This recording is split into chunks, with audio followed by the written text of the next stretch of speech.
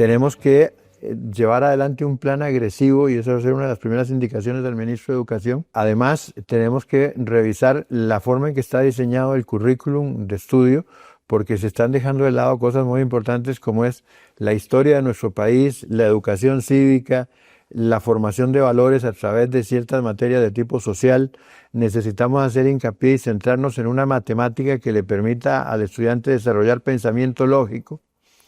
Y luego vamos a atender la posibilidad de ir a partir del tercer año, que si la persona tiene inclinación por las ciencias y la matemática, tenga más énfasis en eso. Si es por las ciencias sociales, tenga más énfasis en eso, incluso si es en el arte.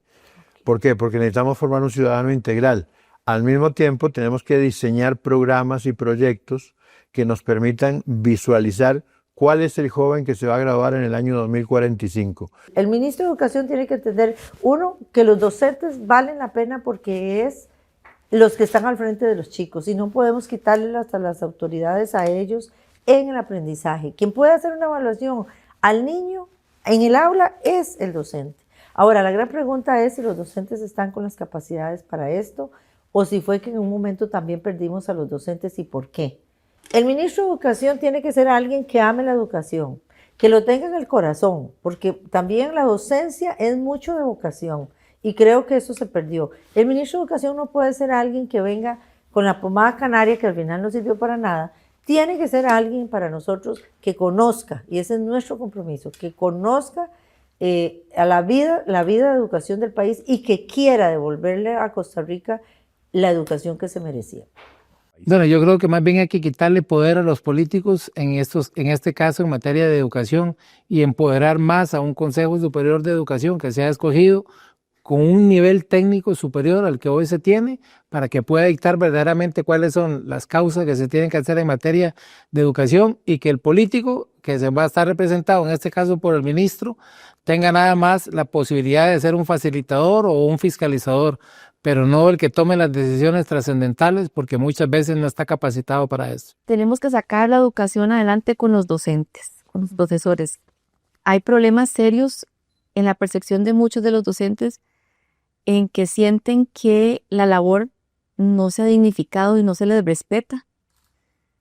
No solamente a nivel de que destinan muy poco tiempo por la cantidad de labores administrativas que tienen, si eso para mí hay que revisarlo empezando el gobierno, porque hay que quitar esas cargas para que se dediquen a enseñar. Tenemos que dar también el apoyo en cuanto al respeto que se le tiene que hacer se le tiene que dar al profesor. ¿En qué línea? En que los niños respeten a la autoridad y a los profesores. Vea, eso es vital. Tenemos casos en cualquier reunión que tenemos con docentes donde nos dicen, disciplinamos a un niño. El padre de familia es el primero que llega y se queja. Vamos con el fortalecimiento, que es en lo que a usted más les interesa sobre la pregunta. Vamos en el fortalecimiento del sistema de evaluación. También vamos a fortalecer digámoslo así, la orientación vocacional de los estudiantes. Muchos estudiantes no tienen la suficiente motivación para sacar altas calificaciones o tener un buen promedio de evaluación, porque muchas veces la orientación vocacional de la actividad de estudiantil que ejercen no es la que a ellos les apasiona, ni es incluso en la que ellos querrían desarrollarse. Y obviamente también pues hay que mejorar las condiciones del docente. Eliminar muchas de las labores que en este momento desenfocan al docente de lo que a nosotros nos interesa, que es la formación académica.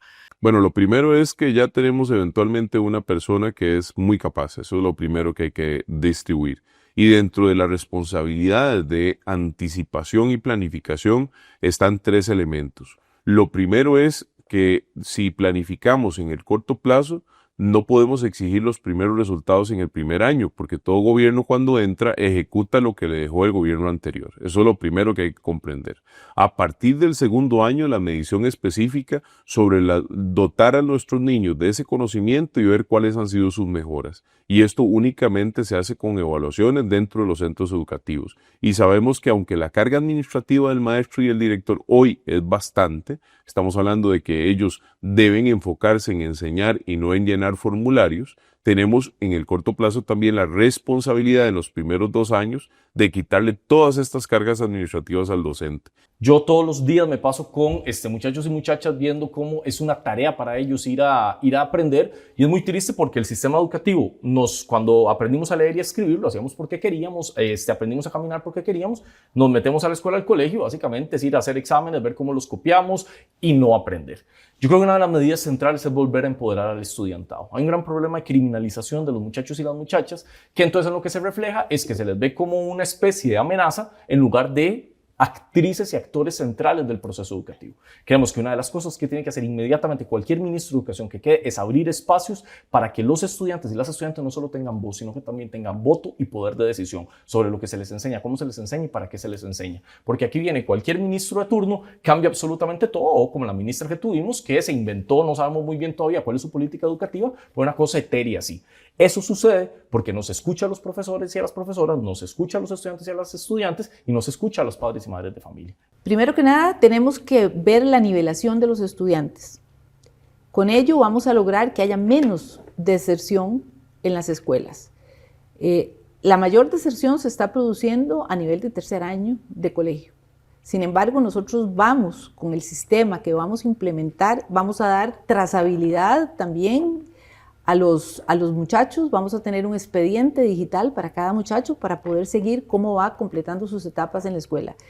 Y en conjunto con las otras instituciones del Estado, vamos a dar seguimiento a cada uno de ellos, sobre todo en las zonas, como vos decías, que denominamos zonas calientes. Lo primero que tenemos que hacer es tener una visión país y un acuerdo nacional por la educación, que la próxima administración tendrá que tomar acciones muy contundentes para poder enrumbar el tema de la educación, pero que tendrá que superar la siguiente administración.